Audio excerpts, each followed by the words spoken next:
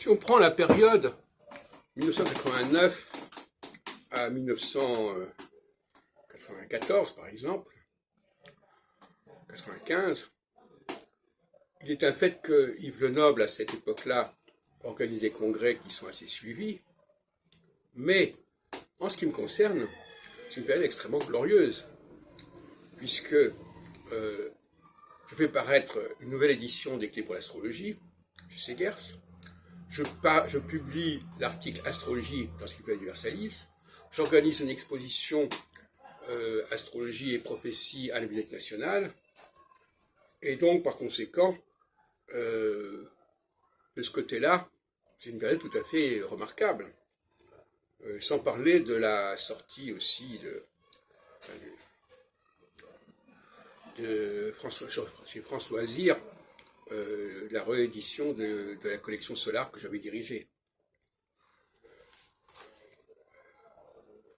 Et ça correspond effectivement à une période solsticiale. C'est en 89 que Saturne passe en période solsticiale sur l'axe Cancer-Capricorne. Donc, je parle au niveau de la vie astrologique.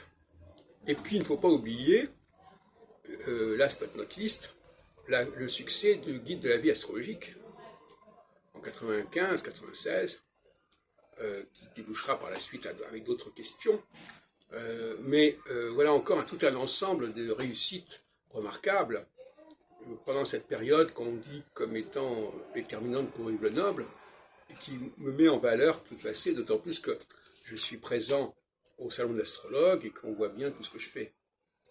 Par contre, ce qui est intéressant aussi, c'est d'observer que toute phase, la roche de Tarpéienne est proche du Capitole, et que bon, il y a aussi, par exemple, les contrats que j'ai avec Israël Daniel. En 90, je dirige la sortie du répertoire chronologique nostradamique de Ben Azra, etc., etc. Donc un accord de coédition avec la Grande Conjonction. Bon. Mais en 97, par contre, et là on est passé à la phase équinoxiale, mon guide de la vie astrologique qui devait paraître chez Rocher est rejeté, alors que j'avais signé le contrat à la demande de Fanchon Pradagès au droit. Donc la période équinoxiale correspond à un rejet face à ce qui était très positif dans la période précédente. Ça, c'est très important de le savoir. Dans le cas de De Gaulle, on le sait très bien, je l'ai montré tout à l'heure, qu'il passe par des périodes de rejet ou de mise sur la touche. À ce propos, d'ailleurs, je voudrais quand même préciser deux choses au niveau de l'histoire de l'Europe et de l'Occident. La création de l'Europe en 54-57 n'est pas une bonne chose pour la France. La France se retrouve au même niveau que les autres nations européennes, et donc c'est pourquoi c'est une phase équinoxiale.